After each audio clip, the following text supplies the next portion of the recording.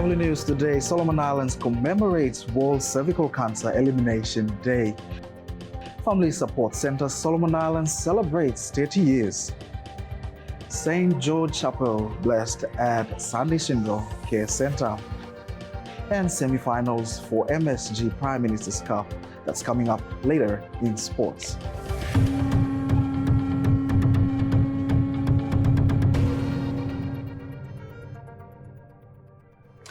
Hello and welcome. I'm Jeremy Gual. First up, the Solomon Islands government has launched the Adamasia submarine cable project to boost the country's digital connectivity and network resilience.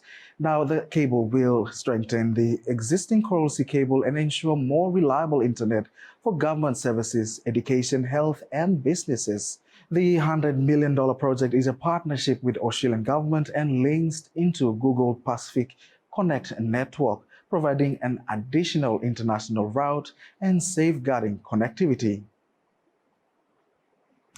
Prime Minister Jeremiah Manele held a series of bilateral meetings in Brisbane during the 14th Australian Solomon Islands Business Forum this week. He met with Milton Dick, Speaker of the Australian House of Representatives, where both leaders discussed the strong parliamentary relationship and future economic opportunities. Prime Minister also met with Elizabeth Peake, Deputy Secretary and Head of Office of the Pacific at Australia's Department of Foreign Affairs and Trade, to talk about development cooperation and infrastructure support. In another meeting, Senator Nita Green, Assistant Minister for Pacific Islands Affairs and Tourism, briefed the Prime Minister on Australia's bid to host COP31. Prime Minister Jeremiah Manele acknowledged the bid and said Solomon Islands will respect the final hosting decision. The Government for National Unity and Transformation through the Ministry of Infrastructure Development has responded to urgent calls for support from the Special Development Centre School at Rifle Range West Honiara. The funding from Australia government will be used to maintain classrooms and other facilities, and the school will also receive a new bus to assist with transportation.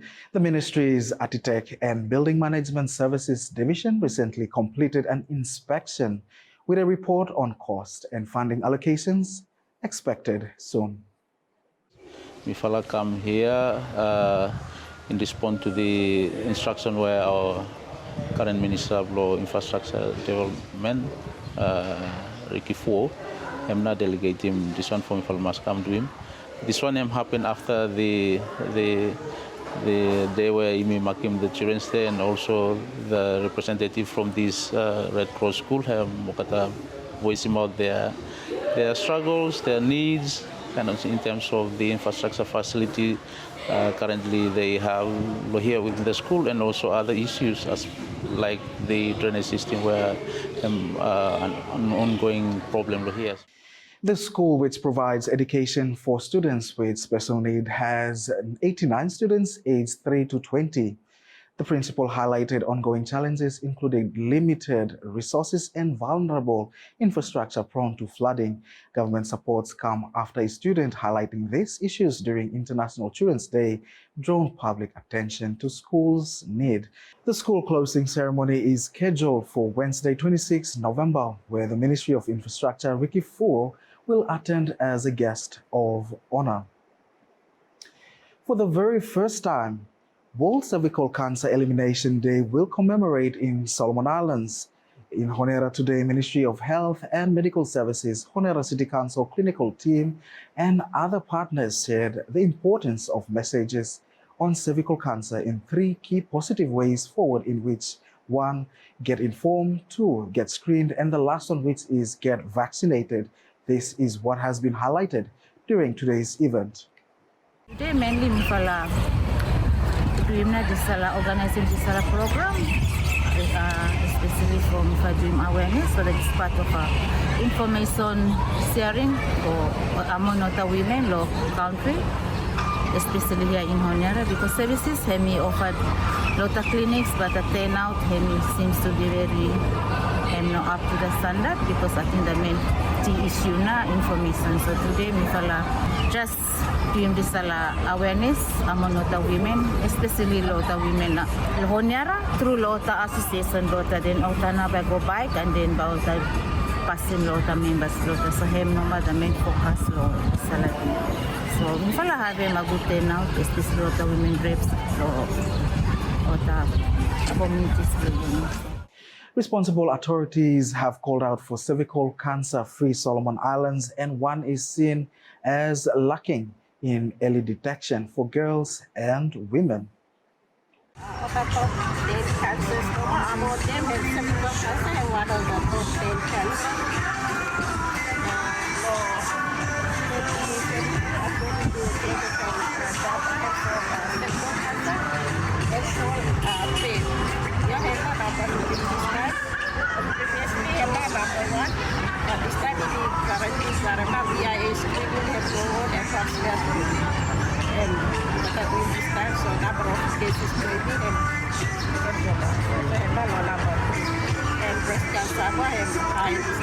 The target is for 90% coverage if IMI like YEMNA for preventing this cervical cancer. The population of IMI coverage rate must reach 90%. Yeah. So if IMI look at the target coverage, IMI uptake for HPV IMI hem low level for HCC especially. So people ota few time ota give information or awareness ota come forward, but still some fala not come forward. Teams go around every schools with an HPV vaccine, but some ota no consenting or allowing girls ota for taking this fala vaccine. So we encouraging everyone, if parents were ota listening out or ota hearing this information, hem very important because hem no primary prevention for against cervical cancer. Yeah. Through misalnya sosial media workers, yang alamin yang sudah kalau bikin people atau mothers atau kaman atau sumber kata dari virusnya, sebab kalau wari batan after to get treatment ka, sebab to get heal na, sebab to good na so kaya wahai important na kata women that have to come for the screening, they can only do not treatment, then is have enjoy life, is have stay long. Pacific Academy is one of the 5 proposed projects that was planned for the region and one that is said to also benefit Solomon Islands in terms of security and other relief programs. Speaking earlier this week with the local media reference, Ambassador to Pacific said that the Pacific Academy established will help Solomon Islands in the security gaps. Pacific Academy is a high-level security training, mobile. Maybe it can be in Nouméa, it can be in French Polynesia, it can be anywhere else. It has a military leg, and the military, it's the use of military assets to carry out illegal fishing, fight against drug trafficking, the management of humanitarian disasters and natural catastrophes, all those types of trainings. There are also command and control trainings, and now we are bringing into those trainings, those are military trainings, but for example in Solomon Islands there is no military, so we are bringing police forces into those trainings. So now there are some Solomon Island police force which went to training in New Caledonia. Auki Primary Town and 7-day Adventist School in Malaita Province today, Thursday, marked its Career Day, with students dressing in outfits that represents the profession they hope to pursue. The event aimed to inspire students to stay focused on their future goals while encouraging creativity and confidence. Students later marched from Auki main town to town end, proudly showcasing their colorful career theme attire. Namely, I'm Hazelin Taifia. I'm from Town and Primary School. We have organizing na Careers Day. Bukan heminim na outfit ini. Kota garem na aim block kita for future. So isalah day ham special day block kita for some. Kota day for future. Hena how kota become na. So ham very important manifala and also outfit ini so. Hena Mifala doing today. Ota doing, then him stop, then this time mifala continue waiting more. Him good for pikinini ota doing. Him encourage mo kata follow future, continue.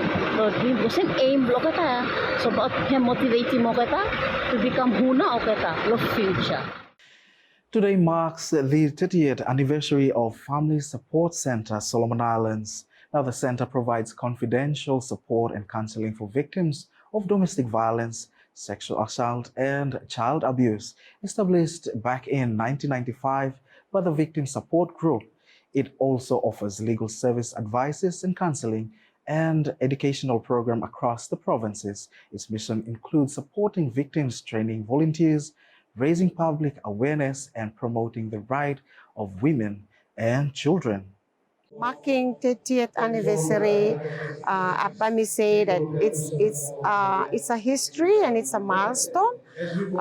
Me start with the organization after 3 years of its establishment, and me looking the very small scale where me fala wakalo heme. We were so limited in terms of resources and human resources, and me fala not able to reach out to the provinces for longer term. But now reaching 30 years, me fala now can look back that me fala surviving all the challenges that we've encountered.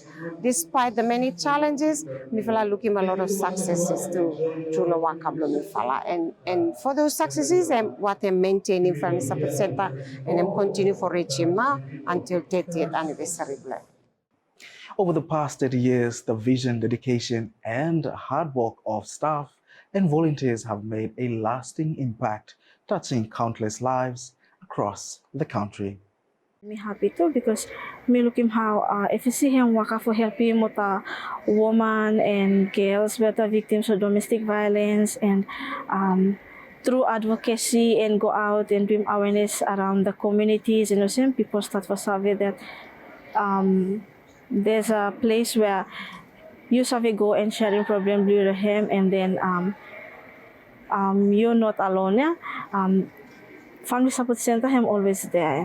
Me patlo FSC since 2018 as a legal officer. So today I am very excited because me assisting to the victims of domestic violence, the team legal needs blotter. So it's an achievement that me was celebrated too. As today, if we look around, some of our clients come, we hear them stories. It's because of all our hard work, yeah. So we put our clients first and our needs behind. So today it's a day for celebration. So we are happy for good there. And very important because as the society we have violence against women and girls, a very rising concern in society. So we were happy that we were able to make him for some that for me support him also community for support him organization for help him for you for stop him and prevent him violence against women and children. As me one fala volunteer blo Family Support Center where me waka kam lolata lo temotu province, and I think me fala lolata me fala na first committee where me fala set up, and me fala garam staka challenges inside lo province for waka with the victims and other stakeholders lo province.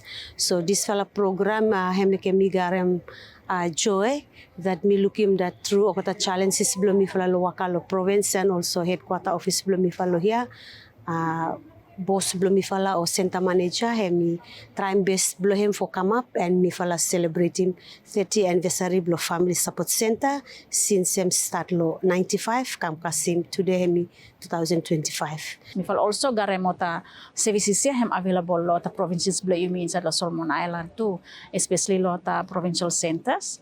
So me fala bara look forward for anything him happen. Me fala always ask him anyone where you experience him any form of gender-based violence or life, please come forward and seek him support services lota centers where him available or provincial centers or inside Lohonyar. Archbishop Christopher Michael Cardone, OP, today blessed and dedicate the newly completed St. George Chapel at San Isidro Care Center Arligo, West Guadalcanal during a joyous celebration mass built in 2023 through the generosity of Catholic faithful in Germany via mission. In partnership with Marist Solidarity Australia, the chapel now stands as a spiritual heart for the community. Today, number 20 November, we feel happy too much for celebrating the opening of the new church at San Isidro Care Center. And we went for the special center where what the students were what the handicapped, what the Cervical school here. And school him started by one Marist brother, SM Marist brother, Brother George. Him a man from Holland.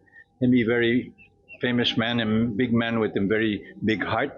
And him have an idea for starting with the rural training centers. So him started St. Martin School, with the 1970s. Him started St. Martin Rural Training Center at Tanaroo, side Lo St. Joseph's.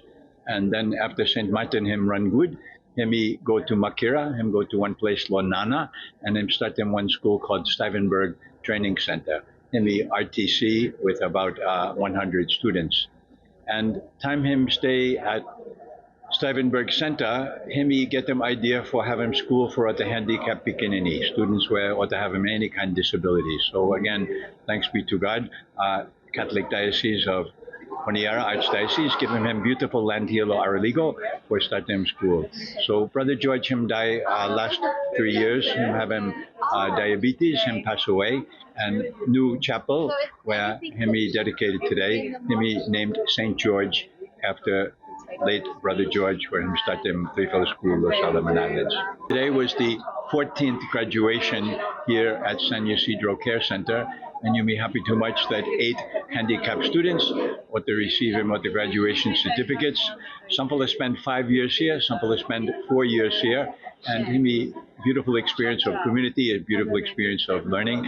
And I'm always good too much that you may tell them everyone that God loves all of us, no matter you may weak or handicapped, you may rich, you may poor, God opens his arms for us. The event also honored the graduation of 8 students from San Isidro Care Center.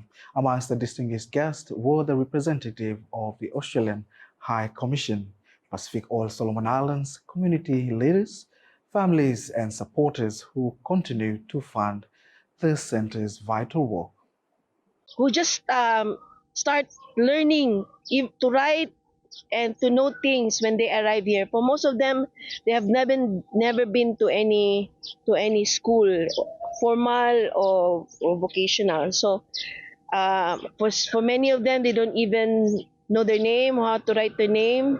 But in here, they are very patient to stay for 5 years, for 4 years, some for 5 years, learning more about themselves, learning the sign language, making friends, helping the school create a community, experiencing belonging, learning basic life skills that hopefully will help them when they return home or help them in the future.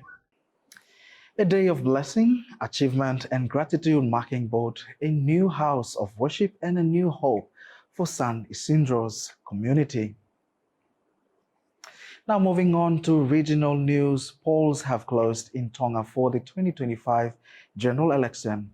Voters elect 17 representatives to Parliament, while nobles selected their 9 members for the 26 seats Legislative Assembly. More than 64,000 voters were registered, but only those in Tonga could participate due to the absence of overseas voting provision.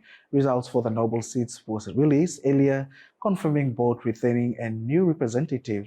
Preliminary results for the People's seat are expected tonight, with the writ of election to be returned to the King on 4th December.